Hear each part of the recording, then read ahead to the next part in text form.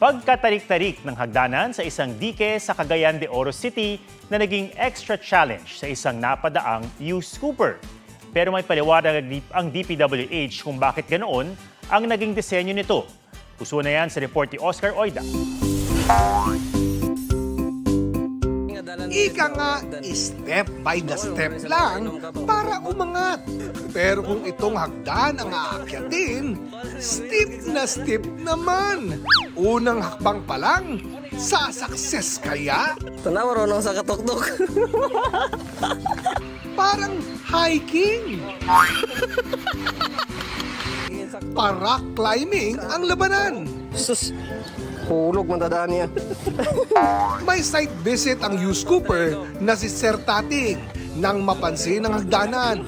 Napagkatuan tuloy nilang subukan ang hatid nitong adventure. Ano siya? No. Ang hagdan sa dike ng Barangay Tablon sa Cagayan de Oro City. Flood control structure sa Umalag River na proyekto ng DPWH Region 10. Pero kung may natuwa, meron ding nabahala. Mukha raw kasi itong delikado, lalo kung mamali ng tapak. Pero ayon sa DPWH 10, hindi pampubliko ang hagdanan, kundi para lamang sa personnel na magmomonitor sa dike. Hindi rin daw nila napalawak ang hagdanan dahil iniwasan nilang maapektuhan ang kalsada. Gayunman, pag-aaralan daw ng ahensya kung lalagyan ba nila ng signage ang hagdan para ipagpaalam na hindi ito para sa publiko.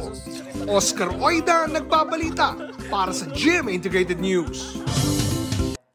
Huwag magpahuli sa mga balitang dapat niyong malaman. Mag-subscribe na sa GMA Integrated News sa YouTube.